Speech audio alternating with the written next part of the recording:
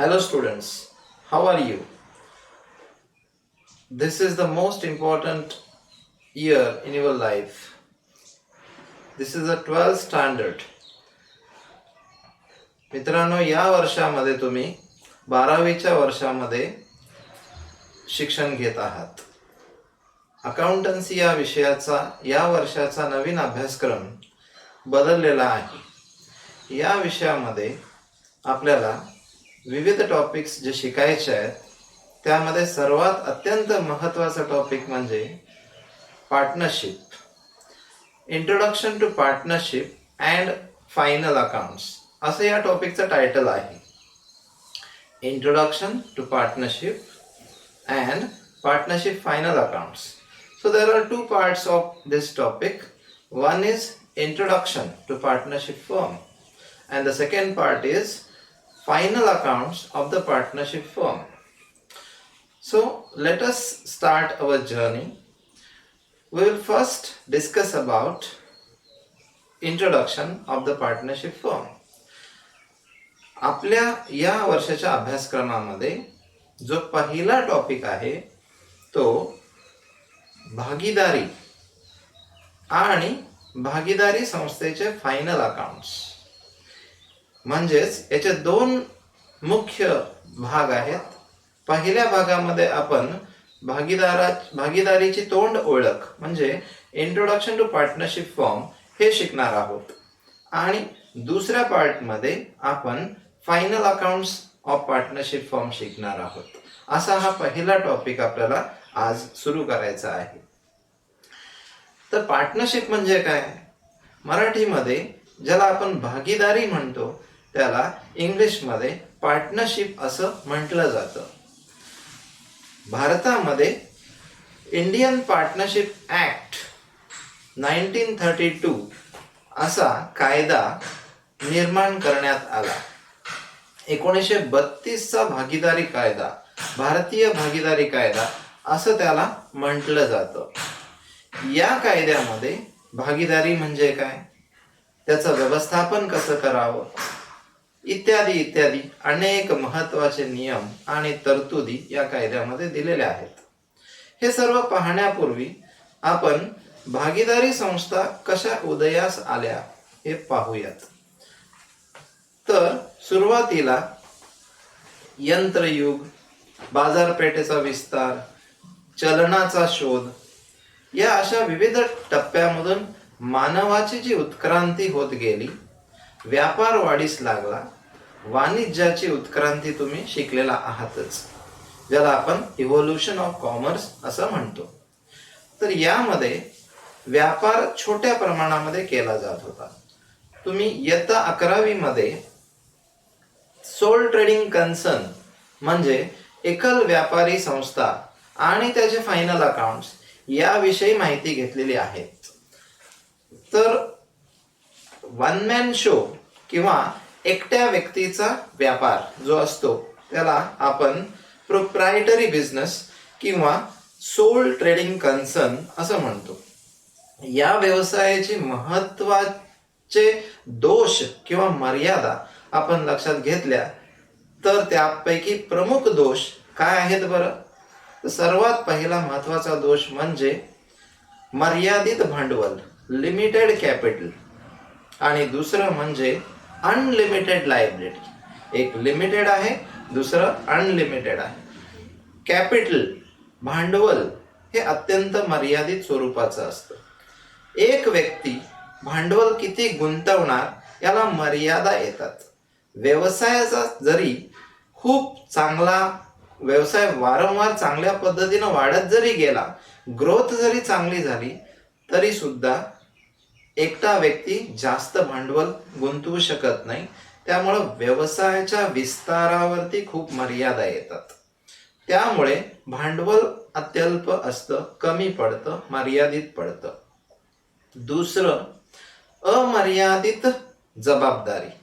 एकल व्यापारी संस्थेमध्ये जो व्यक्ती असतो त्याची लायबिलिटी ही अनलिमिटेड असते.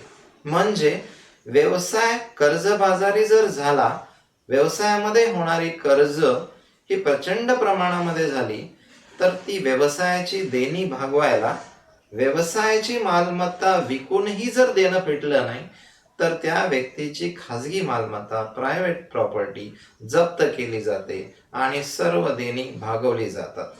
याचा अर्थ भांडवलापेक्षाही जास्त पैसे त्याला भरावे लागू शकतात. हा अत्यंत महत्त्वाचा दोष आहे आणि म्हणूनच हे सर्व दोष विचारात घेता आपल्याला एकल व्यापारी संस्थेपेक्षा दुसरी आणि कोणती अशी ऑर्गनायझेशन किंवा संघटना, व्यापार संघटना उपयोगी पडेल याचा विचार मानवाने केला आणि या मर्यादामधूनच, या दोषामधूनच नवीन व्यवसाय संघटन प्रकार अस्तित्वात आला, ज्याला आपण पार्टनरशिप बिझनेस किंवा भागीदारीचा व्यवसाय असं म्हणतो. Friends, in 11th standard we studied proprietary business, that is business of a sole trader, single person. We can say the business of one man show. In that kind of business only one person is there. He contributes his amount of capital, he carries on the business, but however there are certain limitations of the proprietary business. The main limitations of proprietary business are: number one, limited capital, and the second one is unlimited liability. These are the major two very critical issues in respect of proprietary business. Limited capital. Even though the business is growing rapidly, the person wants to expand his business, however, he cannot raise more capital. The single person cannot contribute more amount of capital, and that's why he cannot expand his business. This is the limitation of sole trading concern. The second, unlimited liability. In case of insolvency, when the liabilities of the business exceeds the assets, we call it as a insolvency condition or insolvency position. In that case, by selling all the assets of the business, all the liabilities of the business cannot be repaid. Therefore, the proprietor has to contribute from his private estate and to repay all the liabilities of the business. So, due to these two major limitations, the partnership business came into existence. Friends, we will study what is a partnership and what is definition and meaning of the partnership, how it is regulated, and so on. Let us study about the partnership, which is the main topic for this year. या वर्षामध्ये आपल्याला भागीदारी संस्था आणि त्याचे final accounts याची माहिती घ्यायची आहे. भागीदारी म्हणजे काय? दोन किंवा दोन पेक्षा अधिक व्यक्ती व्यवसाय करण्याच्या हेतून एकत्र येतात. त्या व्यवसायाचा कारभार सर्वांनी एकत्रितपणे मिळून किंवा सर्वांच्या वतीने काहींनी करायचा असतो. त्या व्यवसायामध्ये होणारा नफा किंवा तोटा सर्वांनी ठरलेल्या प्रमाणामध्ये विभागून घ्यायचा असतो. तसंच या व्यवसायामध्ये जी जबाबदारी असेल ती सर्वांची संयुक्त जबाबदारी असेल. अशा पद्धतीचा संयुक्त उपक्रम, संयुक्त व्यवसाय जो असतो त्याला आपण भागीदारी असं म्हणतो. भारतामध्ये 1932 या वर्षामध्ये भागीदारीचा कायदा अस्तित्वात आला आणि या कायद्यामध्ये कलम क्रमांक 4 section 4 of the Indian partnership act defines the partnership as relation between the two or more persons who have agreed to share the profits and the business which is conducted, which is carried on by all or any of them acting for all. Such an organization, Such a relation between the two or more persons is called as a partnership business. तर भागीदारी म्हणजे दोन किंवा दोन पेक्षा अधिक व्यक्ती एकत्र येतात. कशासाठी? व्यवसाय करण्यासाठी. व्यवसाय करण्याच्या हेतूनं दोन किंवा दोन पेक्षा अधिक व्यक्ती एकत्र येतात आणि त्या व्यवसायाचा कारभार सर्वांनी मिळून करायचा असतो, एकत्रितपणे करायचा असतो.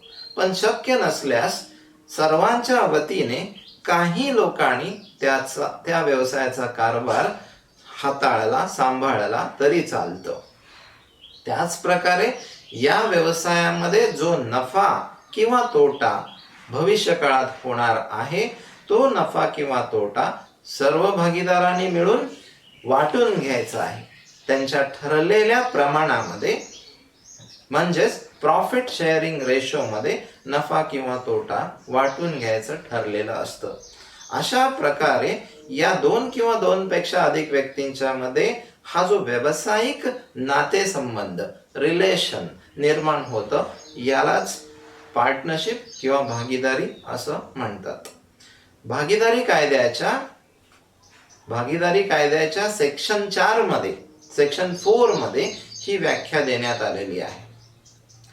या कायद्यामध्ये ही जी व्याख्या दिलेली आहे, त्या व्याख्येचा जर आपण विस्तारित विचार केला तर याच्यामध्ये कोणते कोणते मुद्दे आहेत हे आपण लक्षात घेतलं तर भागीदारी या व्यवसायाची वैशिष्ट्ये कोणती आहेत, फीचर्स काय आहेत हे आपल्याला लक्षात येतं. When we study carefully the definition of the partnership firm, which is given in the section 4 of Indian Partnership Act 1932, that definition conveys us various important aspects. There are several points if we study the definition carefully. Let us see what are the features of the partnership business. Number 1, agreement, करार. भागीदारीचा व्यवसाय हा कराराने निर्मित झालेला असतो. भागीदारीची निर्मिती कराराने होते. याचा अर्थ करार झाल्याशिवाय भागीदारी संस्था अस्तित्वात येऊ शकत नाही. दोन किंवा दोन पेक्षा अधिक व्यक्ती एकत्र येणार, याचा अर्थ त्यांच्यामध्ये करार झाला पाहिजे. तो करार कसा असावा हेही कायद्यामध्ये स्पष्ट सांगितलेलं आहे. तर भागीदारीचा करार लेखी किंवा तोंडी अशा कोणत्याही स्वरूपाचा असू शकतो. म्हणजे दोन व्यक्तींना, समजा मिस्टर ए आणि मिस्टर बी या दोन व्यक्तींना भागीदारीचा व्यवसाय सुरू करायचा आहे, तर त्यांनी तोंडी करार, ओरल एग्रीमेंट केला तरी चालतो किंवा रिटन एग्रीमेंट, लेखी करार, पार्टनरशिप डीड बनवलं तरी चालतं. याचा अर्थ भागीदारीची निर्मिती ही करारानं होते. Partnership business comes into existence with an agreement. That agreement may be either oral or that may be written. There are two options.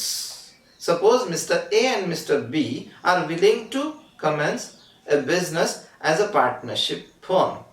In that case, they have to make an agreement between themselves. That agreement may be oral or it may be written. But having a written agreement is more convenient and useful to avoid the future disputes. जरी कायद्यामध्ये, भागीदारीच्या कायद्यामध्ये भागीदारीचा करार हा तोंडी असावा किंवा लेखी असावा, कसाही असेल तरी चालेल, असं जरी सांगितलं असलं तरी सुद्धा भागीदारीचा करार हा जर लेखी स्वरूपात असेल तर ते जास्त चांगलं असतं. पण इथं एक मुद्दा लक्षात घेतला पाहिजे, कायद्यानं करार लेखीच असला पाहिजे असं बंधन नाही आहे. तोंडी करार असला तरी चालतं. पण मित्रांनो, लेखी करार असेल तर भविष्य काळामध्ये होणारा वाद, तंटा याविषयी निवारण करण्यासाठी लेखी करार जास्त उपयोगी पडतो आणि कोणताही वाद त्वरितपणे मिटवणं शक्य होतं आणि व्यवसाय व्यवस्थितपणे चालवणं शक्य होतं. त्यामुळे लेखी करार असणं हे जास्त चांगलं आहे. दुसरा मुद्दा, या भागीदारीमध्ये किती सभासद असले पाहिजेत, number of partners, number of members required to form a partnership business. What are the limits? Of course, the minimum limit to have a partnership business is 2 persons or 2 members. Having 2 members is enough. At least 2 persons must be there. Minimum 2 persons are required to form a partnership business. And what is the maximum limit? Maximum limit is not governed by the Partnership Act. Maximum limit is governed by Indian Companies Act. And as per the revised Companies Act, maximum 50 persons can be taken as partners into the partnership business. It means that beyond 50 persons, we cannot admit more partners into the partnership business. So minimum 2 persons are required to form a partnership business and maximum 50. In various books you will read the different number of maximum limit, but however we have to go as per our new textbook, and as per new textbook the maximum limit is 50. We have to refer the board's textbook only. भारतीय भागीदारी कायद्यानुसार भागीदारी संस्था निर्माण करण्यासाठी, भागीदारीची स्थापना करण्यासाठी कमीत कमी किती भागीदार असले पाहिजेत आणि जास्तीत जास्त किती भागीदार असले पाहिजेत, सभासद संख्येवरती काय मर्यादा आहे हे सुद्धा कायद्यामध्ये सांगण्यात आलेलं आहे. तर मित्रांनो, कमीत कमी 2 व्यक्ती भागीदारी संस्थेच्या निर्मितीसाठी आवश्यक असतात. व्याख्येमध्येच आपण पाहिलं, 2 किंवा 2 पेक्षा अधिक व्यक्ती जेव्हा एकत्र येतात तेव्हा भागीदारीची निर्मिती होते. याचा अर्थ किमान 2 व्यक्ती भागीदारी संस्था निर्माण करण्यासाठी एकत्र येणं आवश्यक आहे. मग जास्तीत जास्त मर्यादा किती, मॅक्सिमम लिमिट किती, याविषयी तुमच्या मनामध्ये कदाचित संभ्रम निर्माण होऊ शकतो, कारण विविध पुस्तकामध्ये विविध संख्या दिलेल्या आहे. परंतु आपल्याला नवीन अभ्यासक्रमाचं जे बोर्डाचं टेक्स्टबुक आहे त्यानुसारच जायचं आहे. तर भागीदारी संस्थेमध्ये जास्तीत जास्त किती सभासद असू शकतील, किती सभासद आपण घेऊ शकतो, नंबर ऑफ पार्टनर्स किती असायला पाहिजेत, हे भागीदारी कायद्यानुसार ठरत नाही, तर इंडियन कंपनीज ऍक्ट, कंपनी कायदा जो आहे त्यानुसार हे मॅक्सिमम लिमिट ठरत असतं. याचा अर्थ भागीदारांच्या मॅक्सिमम नंबरचं लिमिट हे भागीदारी कायद्यामध्ये कुठेही नमूद करण्यात आलेलं नाही. आणि म्हणून कंपनी कायद्यातील तरतुदीनुसार भागीदारी संस्थेमध्ये जास्तीत जास्त 50 सभासद, 50 व्यक्ती आपण एकत्र घेऊ शकतो. याच्यापेक्षा जास्त व्यक्ती जर आपल्याला घ्यायचे असतील तर त्या भागीदारीचं स्वरूप बदलून त्याचं रूपांतर कंपनीमध्ये करावं लागतं. याचा अर्थ थोडक्यात भागीदारी संस्थेमध्ये कमीत कमी 2 सभासद असावेत आणि जास्तीत जास्त मॅक्सिमम 50 सभासद असावेत. This is very important point. Then the next point is registration of partnership firm. भागीदारी संस्थेचं रजिस्ट्रेशन, नोंदणी. Registration of partnership firm in India is not mandatory, is not compulsory.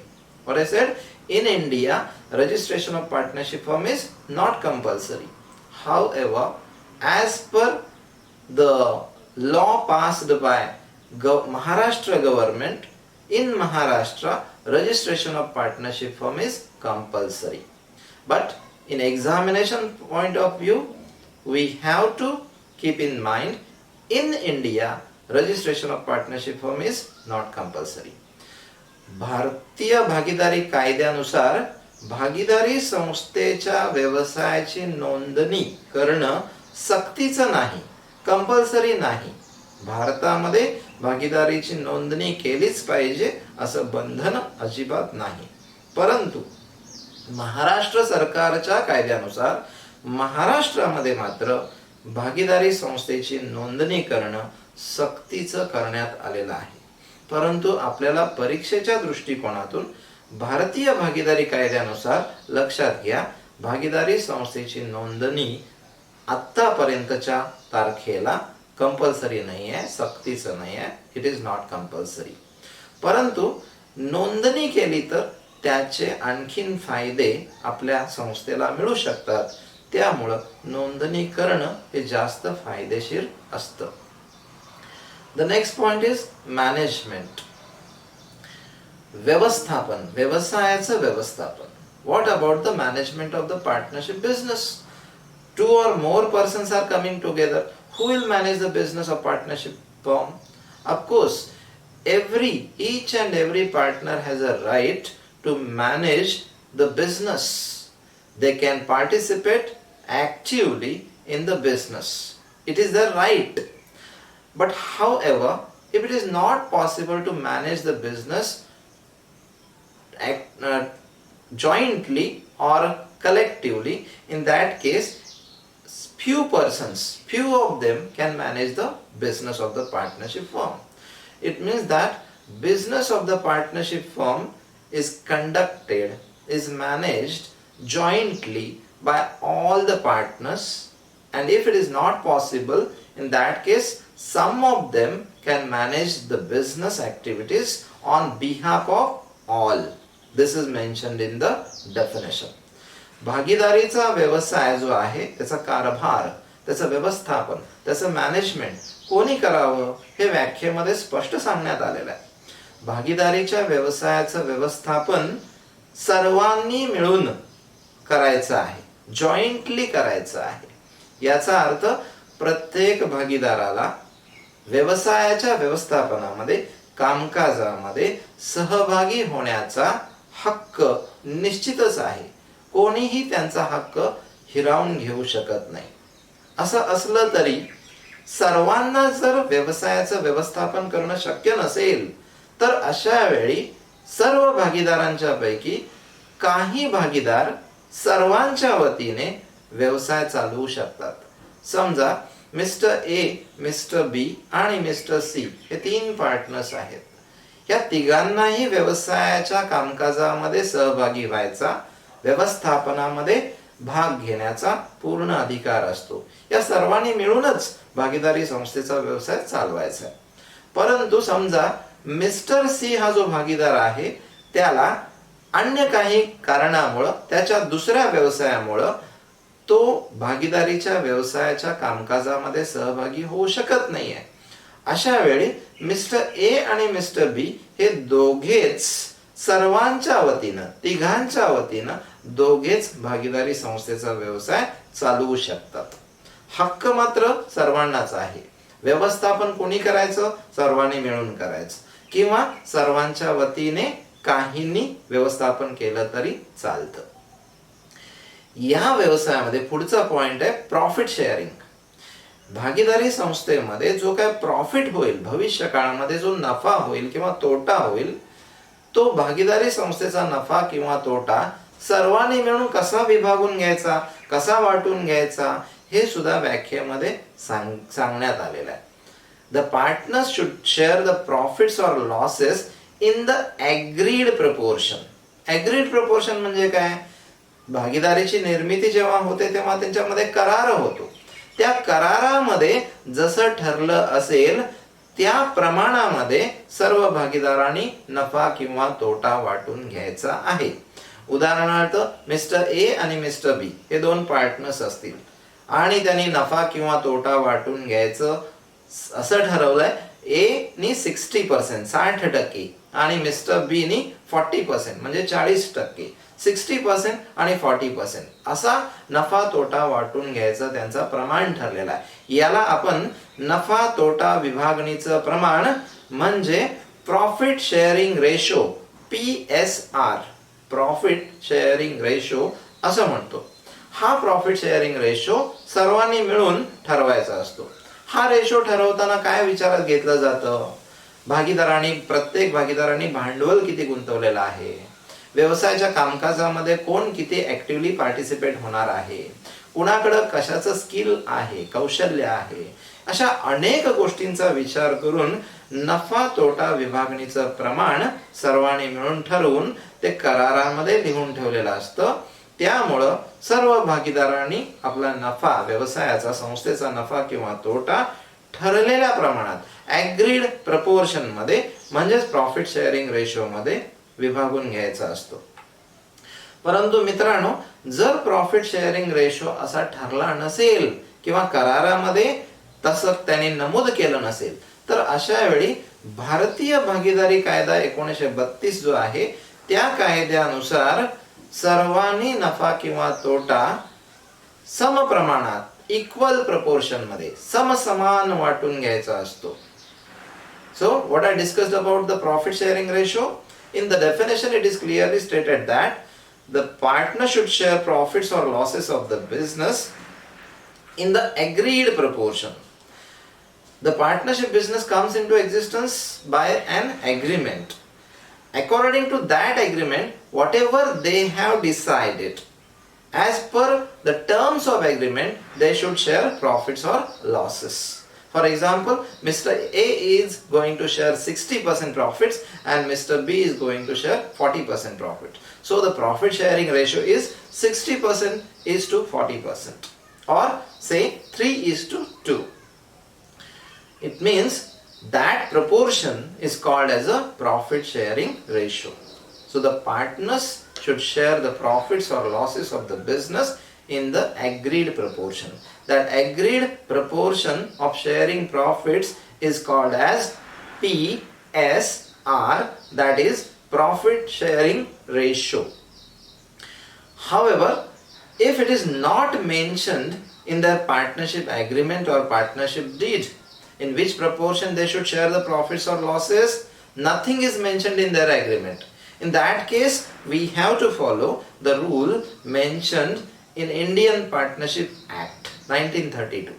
As per Indian Partnership Act 1932, the partner should share profits in absence of partnership deed, or if the partnership deed is silent regarding profit sharing ratio, in that case the partner should share profits or losses in equal proportion. They should share profits or losses equally. This is the another point of consideration. Then what is the next point? Regarding partnership firm, the liability of the partners is unlimited. This is very important aspect. What is the meaning of unlimited liability? What is a limited liability and what is unlimited liability? In case of joint stock companies, we know that the liability of the shareholder is limited to the face value of shares held by him. Suppose I have purchased 100 shares of rupees 100 each. It means face value of each share is rupees 100. If I am holding one share, then I have to pay only 100 rupees, not more than that. It means how much capital I have contributed, to that extent only my liability as a shareholder is limited. So in case of joint stock company, the liability of the member, the liability of the shareholder in the company is limited to the capital contributed by him, not more than that. However, in case of proprietary business and in case of partnership firm, the liability is unlimited. This is the major drawback of the partnership as well as proprietary business. It means that if the business assets are not adequate to discharge all the liabilities of the proprietary business or a partnership firm, in that case their private property will be used to repay, to discharge all the liabilities of the business. This is called as an unlimited liability. भागीदारी कायद्यानुसार भागीदारांची जबाबदारी अमर्यादित असते. मित्रांनो, मर्यादित जबाबदारी म्हणजे काय आणि अमर्यादित जबाबदारी म्हणजे काय, दोन वेगळ्या कॉन्सेप्ट्स आहेत. या दोन्ही कॉन्सेप्ट नीट समजून घेणं अत्यावश्यक आहे.